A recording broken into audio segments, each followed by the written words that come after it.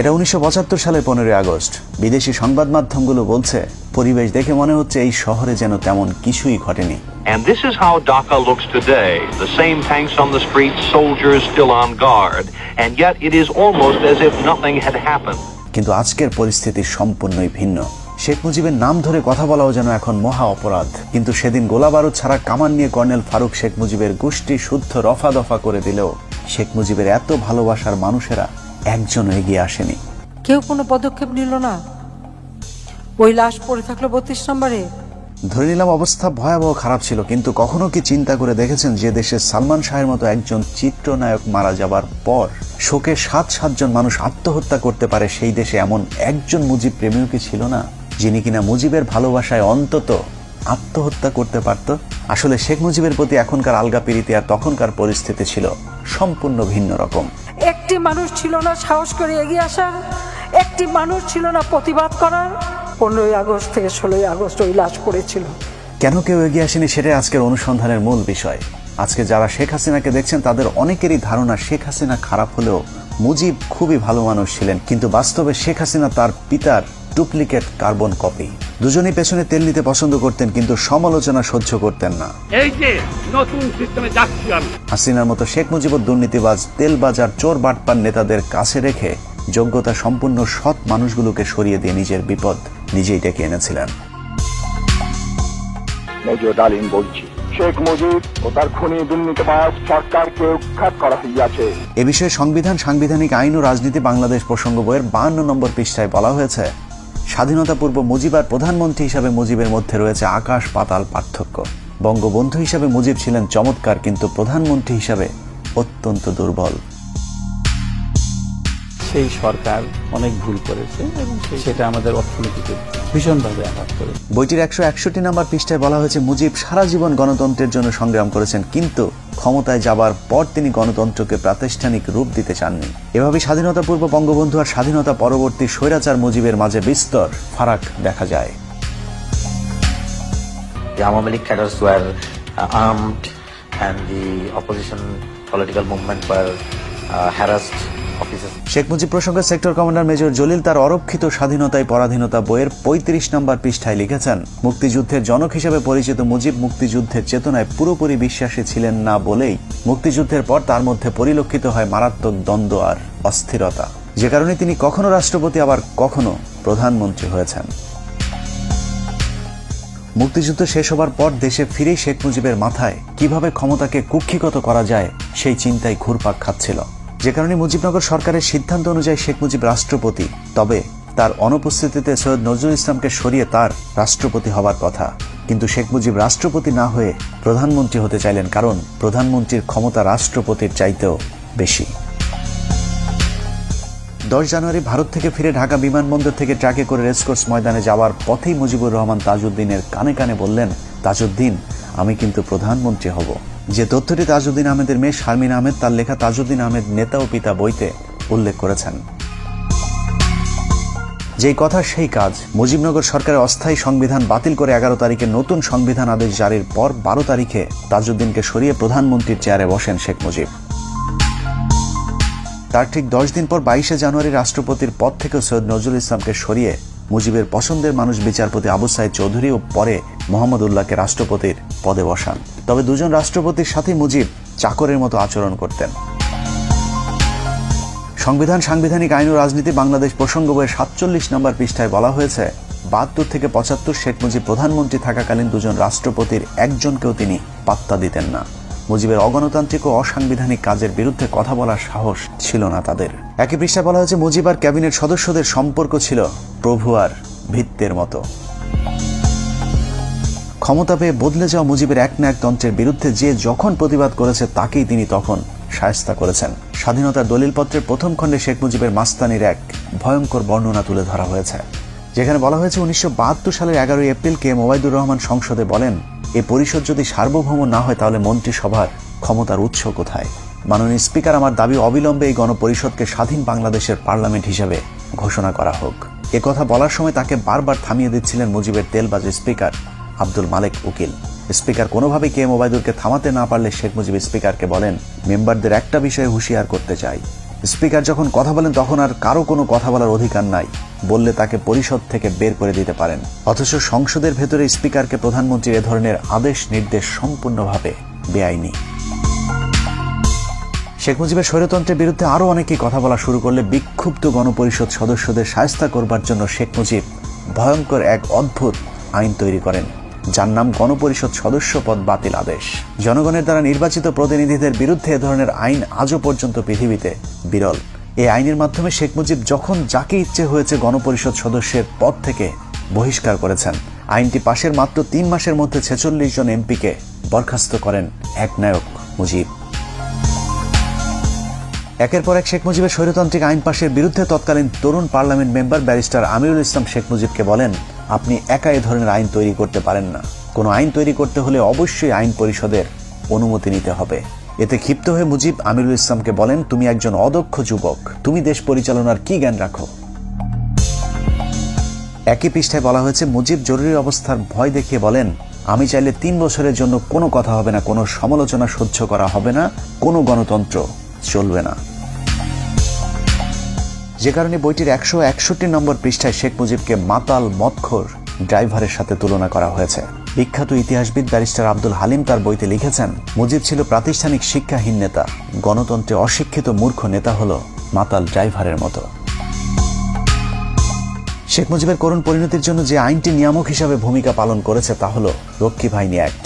1972 সালের 8 ফেব্রুয়ারি ভয়ঙ্কর জাতীয় রক্ষী বাহিনী আইন পাশের মাধ্যমেই সেনাবাহিনীকে খেপিয়ে তুলেছিলেন Mujib. State apparatus and physical force.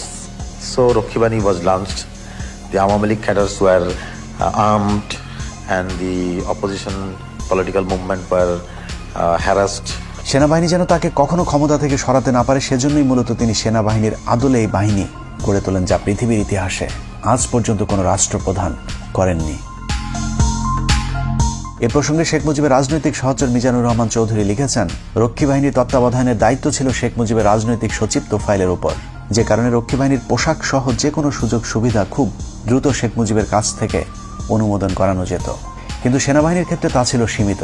সামরিক বাহিনীর প্যাটার্নে রক্ষী বাহিনী গঠন হলেও তাদের কর্তব্য পালনে কিংবা ক্ষমতা প্রয়োগের উৎস হিসেবে সংসদের কোনো আইন ছিল না। এক পর্যায়ে রক্ষী বাহিনীকে আইন শৃঙ্খলা রক্ষায় পুলিশের মতো দায়িত্ব দেওয়া হয়, বিশেষ করে জাসদ কিংবা চীনপন্থীদের অর্থাৎ ভারত বিরোধীদের দমন করার জন্য নামানো হয়। কিন্তু এ কাজে গিয়ে তারা যে বাড়াবাড়ি করে তাতে জনগণের কাছে আতঙ্কের এক মূর্ত প্রতীক হয়ে দাঁড়িয়েছিল রক্ষী বাহিনী। পাশাপাশি সেনাবাহিনীরও হিংসার পাত্র হয়ে দাঁড়ায়। কেউ কেউ এমন কথাও বলেছে যে এর চেয়ে পাকিস্তান আমলই তো ভালো ছিল। মুজিব ক্ষমতায় টিকে থাকার জন্য হাজার হাজার রাজনৈতিক কর্মীকে হত্যা করে, জাসদের 10,000 কর্মীকে জেলে রাখে, মোশাররফ হোসেনকে হত্যা করে, সিরাজ শিকদারকে হত্যা করে। সশস্ত্র রক্ষী বাহিনীর এসব সন্ত্রাসী কার্যকলাপকে প্রতিহত করতেই সশস্ত্র জাসদ গণবাহিনী প্রতিষ্ঠা অনিবার্য হয়ে পড়েছিল। শতভাগ মুক্তিযোদ্ধাদেরকে নিয়ে গঠিত রক্ষী বাহিনীর অত্যাচারের কারণে ওই সময় ব্যাপক জনপ্রিয় হয়েছিল শতভাগ মুক্তিযোদ্ধাদের নিয়ে গঠিত দল জাসদ, যার ফলে 1973 সালে নির্বাচনে আওয়ামী লীগের প্রধান প্রতিদ্বন্দ্বী হয়ে দাঁড়ায় জাসদ নামক নতুন ওই রাজনৈতিক দলটি। মানুষের সিভিল রাইট এবং মানুষের ফান্ডামেন্টাল রাইটস এগুলি কাঠিল করে দিয়ে মুজিব ক্ষমতা থাকার চেষ্টা করে। শেখ মুজিবের দুঃশাসন আর সন্ত্রাসী রক্ষী বাহিনী নির্যাতনে অতিষ্ঠ হয়ে 1973 সালে নির্বাচনে জাসদকেই ভোট দিয়েছিল মানুষ। কিন্তু শেখ মুজিব স্বাধীন বাংলাদেশের প্রথম নির্বাচনে ভোট ডাকাতি করে জাসদের জয় ছিনিয়ে নেয়। সংবিধান, সাংবিধানিক আইন ও রাজনীতি বাংলাদেশ প্রসঙ্গ বইয়ের 51 পৃষ্ঠায় শেখ মুজিবের ভোট চুরির এক অকল্পনীয় বর্ণনা দেওয়া হয়েছে, যেখানে বলা হয়েছে 1973 সালে নির্বাচনে ভোট গ্রহণ শেষে যখন বেতার টিভিতে ফল ঘোষণা হচ্ছিল, তখন আওয়ামী লীগ যখন দেখল তাদের প্রথম সারির কয়েকজন নেতাই পরাজিত হয়েছে, তখন তাদের মধ্যে আতঙ্ক কাজ করেছিল, যে কারণে তারা মিডিয়া কুয়ের আশ্রয় নেয়। কেন্দ্রীয় প্রচার কমিটিকে বাদ দিয়ে গণভবনের কন্ট্রোল রুমে ফলাফল প্রচারের দায়িত্ব নিয়ে ভোট গণনা বন্ধ করে দেওয়া হয়। আওয়ামী লীগের কতিপয় নেতাকে জোর করে জেতানোর জন্য কয়েকটি কেন্দ্রে হেলিকপ্টার পাঠিয়ে সেখানকার ব্যালট বাক্স ছিনিয়ে এনে নতুন ব্যালট রেখে আসা হয় ভোট কেন্দ্রগুলোতে। সর্ববৃহৎ ভোট পেয়ে আমার বাবা পুরা বাংলাদেশের মধ্যে সর্ববৃহৎ ভোট পেয়ে এমপি হয়েছিল এবং বিবিসি থেকে ডিক্লেয়ার দিয়েছিল। কিন্তু শেখ মুজিব উঠে সহ্য করতে না পারে আমার বাবার বিরুদ্ধে যে দাঁড়াছিল এম সিদ্দিক, ও মাত্র 10,000 ভোট পাইছিল, আমার বাবা পেয়েছিল 90,000 ভোট। তারপরে ওকে ডিক্লেয়ার দিছে, আমার বাবাকে বল প্রয়োগ করে এবং ঘেরাও, ও আমার বাবাকে বাড়ির মধ্যে ঘেরাও রেখে এই কাজটা করা হয়েছিল। ভোট ডাকাতির মতো 1973 সালে নির্বাচনে শেখ মুজিবই প্রথম বিরোধী প্রার্থীকে গুম করার নজিরও স্থাপন করেন। 73 নির্বাচনে শেখ মুজিব 4টি আসনে মনোনয়ন জমা দেন। এর মধ্যে ভোলার জাসদ নেতা ডাক্তার আজহারউদ্দিন ছিলেন শেখ মুজিবের শক্তিশালী প্রতিদ্বন্দ্বী, যে কারণে মুজিব তাকে মনোনয়নপত্র জমার দিনই অপহরণ করে ওই আসনে বিনা প্রতিদ্বন্দ্বিতায় জয়লাভ করেন। ওই সময় গণকণ্ঠ পত্রিকাটি ব্যাপক জনপ্রিয় এবং সরকারের সমালোচক ছিল, যে কারণে পত্রিকাটির নির্বাহী সম্পাদক আফতাব উদ্দিনকে জোর করে গাড়িতে তুলে চোখ বেঁধে নিয়ে যায়। তাদের বিরুদ্ধে কোনো কথা পত্রিকায় লেখা যাবে না শর্তে রাত 9টার দিকে তাকে ছেড়ে দেওয়া হয়, যে তথ্যটি জাসদের উত্থান পতন অস্থির সময় রাজনীতি বইয়ের 98 পৃষ্ঠায় উল্লেখ করা হয়েছে।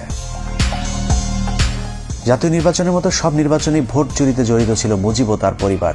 ডাকসু নির্বাচনে জাতীয় সমাজতান্ত্রিক দলের সমর্থিত পরিষদের কাছে মুজিব সমর্থিত পরিষদ পরাজিত হতে পারে এমন খবরে শেখ মুজিবের বখাটে পুত্র শেখ কামাল ডাকসুর ব্যালট বাক্স ছিনতাই করেন। প্রতিপক্ষরা মিছিল নিয়ে বের হলে শেখ কামাল সেখানে অস্ত্র হাতে দাঁড়িয়েছিলেন, যে তথ্যটি বইয়ের 106 নম্বর পাতায় বলা হয়েছে।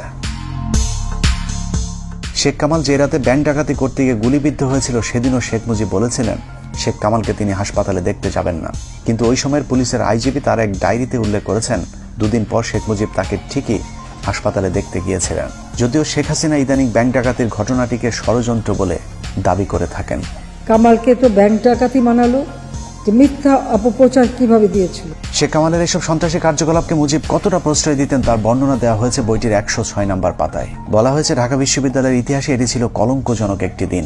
একটি বিশ্ববিদ্যালয়ের ছাত্র সংসদ নির্বাচন সরকার বিরোধী ছাত্র সংগঠন জিতে যাবে, এটা মেনে নেয়ার মতো উদারতাও আওয়ামী লীগ সরকারের ছিল না। ঢাকা বিশ্ববিদ্যালয়ে তখন শেখ মুজিব একজন সমোচা মার্কা উপাচার্য নিয়োগ দিয়েছিলেন, যার নাম অধ্যাপক মুজাফফর আহমদ চৌধুরী। তার কাছে সাধারণ ছাত্ররা ভোট ডাকাতির বিষয়টির বিচার নিয়ে গেলে তিনি কোনো ব্যবস্থা নিতে অপারগতা জানান। এর পুরস্কার হিসেবে কিছুদিনের মধ্যে মুজাফফরকে শেখ মুজিব টেকনোক্রেট মন্ত্রী হিসেবে শিক্ষা মন্ত্রণালয়ের দায়িত্ব দিয়েছিলেন। মুখে বড় বড় কথা বলার ভেতরে দুর্নীতিবাজদেরকে প্রশ্রয় দেয়া, এটাই ছিল শেখ মুজিব। এভাবেই ভোট চুরির মাধ্যমে ক্ষমতায় আসার পর আওয়ামী এমপিরা লাগামহীন দুর্নীতির মাধ্যমে দেশকে দুর্ভিক্ষের দিকে ঠেলে দেয়, যে কারণে 1974 সালে দেশে ভয়াবহ দুর্ভিক্ষ দেখা দেয়। তবে আওয়ামী লীগের লোকেরা তখনও ঠিক এখনকার মন্ত্রীদের মতো বেহেস্তে ছিলেন। বাস্তবে দোজকে থাকা মানুষদেরকে তখনও বেহেস্তে আসি বলতে বাধ্য করা হতো। দুর্ভিক্ষ নিয়ে সরকারের সমালোচনা করলেই চলত তার উপর নির্যাতন। ভাত দে হারামজাদা, তা না হলে মানচিত্র খাবো। আলোচিত কবি রফিক আজাদ শেখ মুজিবকে উদ্দেশ্য করে ভাত দে হারামজাদা কবিতাটি পাঠ করলে তাকে জেলে পাঠিয়ে দেন শেখ মুজিব।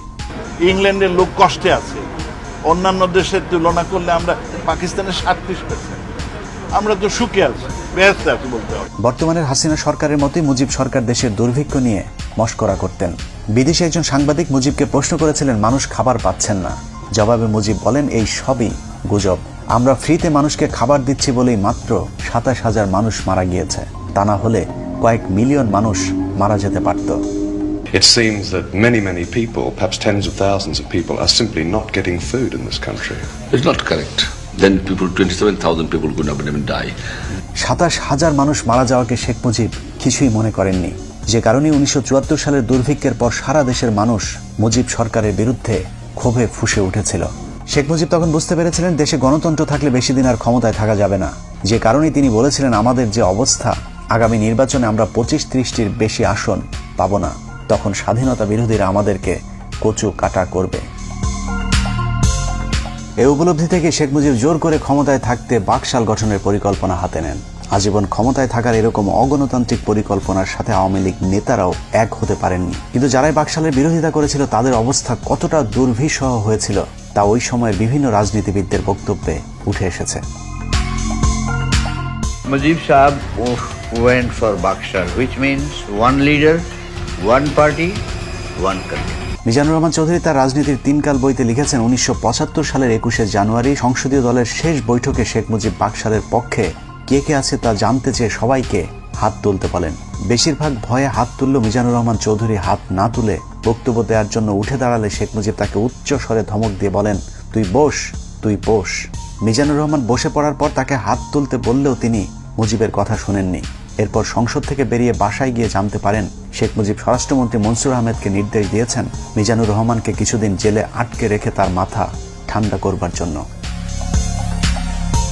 বাকশালের মাধ্যমে শেখ মুজিবের শেষ পরিণতি ঘটবে এটা সবার আগে বুঝেছিলেন তাজউদ্দিন আহমেদ। তিনি মুজিবকে বলেছিলেন, মুজিব ভাই, এজন্যই কি আমরা 24 বছর সংগ্রাম করেছিলাম? দেশ যেভাবে চলছে আপনি থাকবেন না, আমরাও থাকবো না। এদেশ চলে যাবে রাজাকার আল বদরদের হাতে। ব্যারিস্টার মইনুল পরিকল্পনা করেছিলেন অন্তত 25 জন এমপিকে যদি গোপনে বাকশালের বিরুদ্ধে দাঁড় করানো যায় তাহলে চতুর্থ সংশোধনী পাশ করতে পারবে না। এই পরিকল্পনা শেখ মুজিব জেনে যাবার পর সংসদে ঘোষণা দেন, বাকশালের বিরুদ্ধে কোনো এমপি বিরোধিতা করলে তাদেরকে জবাই করে টুকরো টুকরো করে কুকুর দিয়ে খাওয়ানো হবে। এভাবে ক্ষমতার লোভে সংসদ, সংবিধান, আইন, বিচার, শাসন সবকিছুকেই কুক্ষিগত করে দেশকে এক নরকে পরিণত করেছিল শেখ মুজিব। অনেকে একটি যৌক্তিক প্রশ্ন করে থাকেন, শেখ মুজিব যদি ভালো না হবে তাহলে পাকিস্তানিরা তাকে এতদিন জেলে কেন রেখেছিলেন? লম্বা সময় জেল খাটলে যদি কেউ জাতির পিতা হয়ে যায় তাহলে পিচ্চি হান্নান কাইল্লা মজিদ কিংবা সুইডেন আসলামকেও আওয়ামী লীগের বাপ ডাকা উচিত। কোনো সন্দেহ নেই শেখ মুজিব একজন সাহসী নেতা ছিলেন, যে কারণে বিরোধী দলে থাকাকালীন পাকিস্তানি সরকারের বিরোধিতা করে বারবার তিনি জেলে গিয়েছেন। তার জন্য মানুষের কাছে ভালোবাসার বঙ্গবন্ধু উপাধিও পেয়েছিলেন। কিন্তু সাহস আর সততা এক জিনিস না। পৃথিবীর যত চোর, বাটপার, বদমাই, সন্ত্রাসী আছে তারা সকলেই অবশ্যই সাহসী। শেখ মুজিব সাহস দেখিয়েছিলেন, কিন্তু ক্ষমতায় যাবার পর তার সততা দেখাতে পারেননি, যদিও মুখে তিনি সবসময় সততার বুলি আওড়াতেন। তুমি যখন শাসন করবা, সোহাগ করতে শেখো, তাদের দুঃখের দিনে পাশে দাঁড়িয়েও।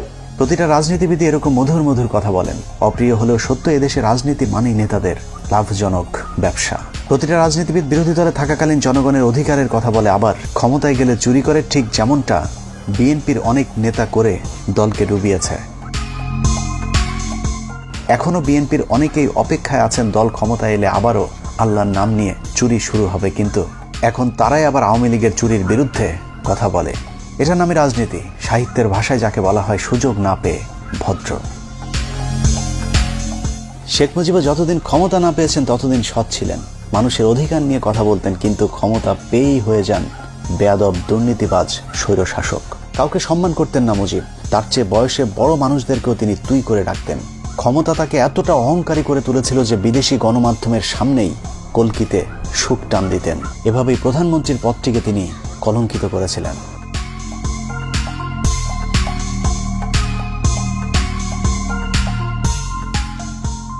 এসব কারণে মুজিবের মৃত্যুতে কেউ এগিয়ে আসেনি। সারা দেশের মানুষ মিষ্টি বিতরণ করে খেয়েছিল। ঢাকা শহরের কোনো দোকানে সেদিন মিষ্টি খুঁজে পাওয়া যায়নি। একটি মানুষ ছিল না প্রতিবাদ করার? কেন করতে পারেনি? এত বড় সংগঠন, এত সমর্থক, এত লোক, কেউ তো একটা কথা বলার সাহস পায়নি। খোদ আওয়ামী নেতারাও তার লাশ দেখতে যাননি। এতদিন মুজিবের চামচামো করা স্পিকার আব্দুল মালেক উকিল বলেছিলেন, জাতি ফেরাউনের কবল থেকে মুক্তি পেল। মুজিবের কাছের সহচর আতাউর রহমান খান 15 আগস্টকে নাজাত দিবস ঘোষণা করেছিলেন। শেখ মুজিবুর রহমানের বিরুদ্ধে যা করছে, তাকে যারা খুন করলো, মাওলা দয়া মাফ করিয়া শেখ মুজিবুরের খুনিদেরকে জান্নাতের বাগান বানাই দাও। 1975 সালে বাঙালি ফেরাউনের হাত থেকে নাজাত পেয়েছিল, আর 2022 সালে নমরুদের মায়ের হাত থেকে নাজাত চায়। আল্লাহ হাফেজ।